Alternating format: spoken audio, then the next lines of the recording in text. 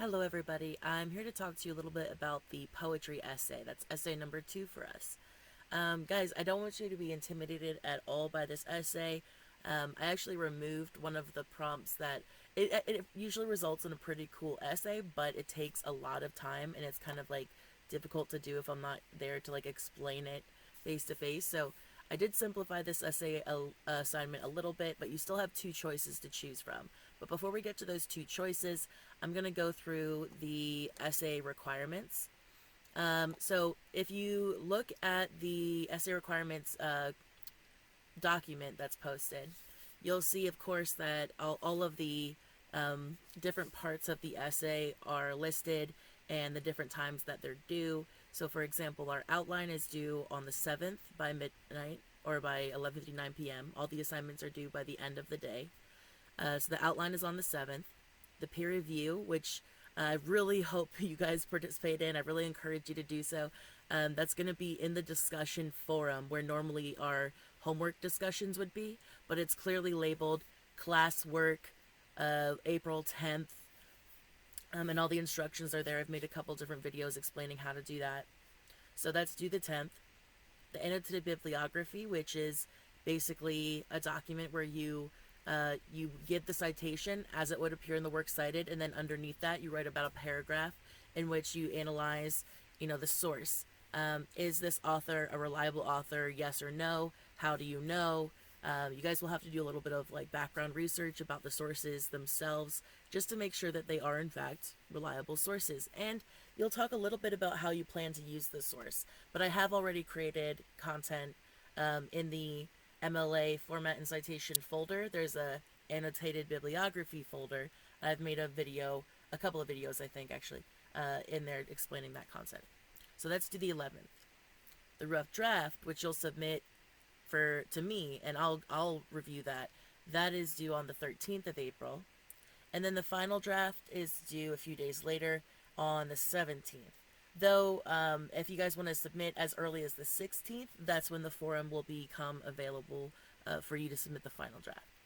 So, guys, some of you, or a lot of you actually, have been in communication with me about Essay 1, and that's awesome, and I encourage you really, really strongly to continue doing that. And if you haven't been doing that, please start. Just remember, like, I'm still here to help you, and let me help you, alright? Alright, excuse me, Hubbard. Let's talk a little bit about this essay, about the requirements. So, the length is a minimum of 1,000 words.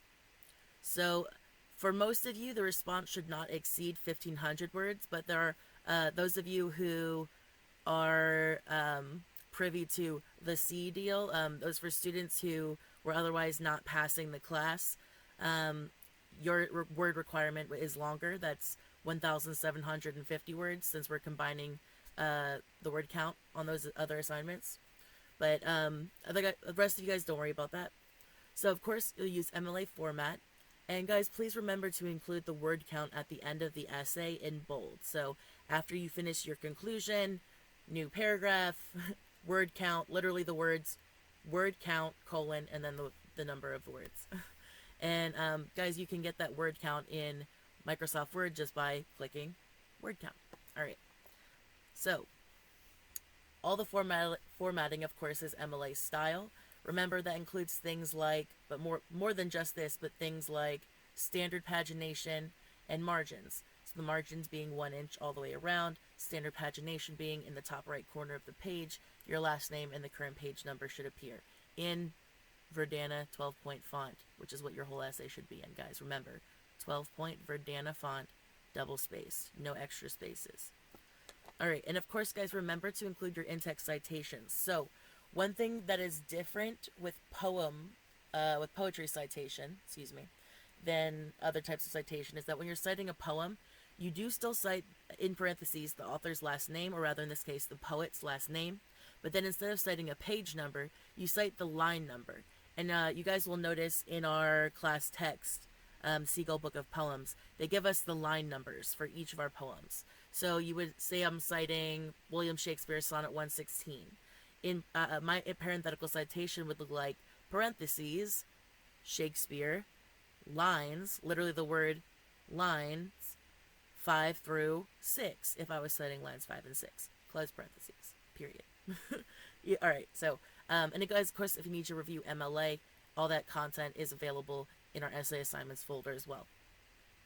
So, as far as documentation, guys, for this essay, you're going to use a combination of analysis of your primary sources, which are the poems, and secondary sources. So I'm interested in seeing a close reading of the poems, the primary sources, combined with an explanation and or context established and supported by secondary sources. Use specific examples and at least 3 quotes from the assigned readings as supporting material in your essay. In addition to the poems, you must incorporate at least 3 secondary sources. This essay will also require you to submit an annotated bibliography. Refer to the annotated bibliography folder on Blackboard for details.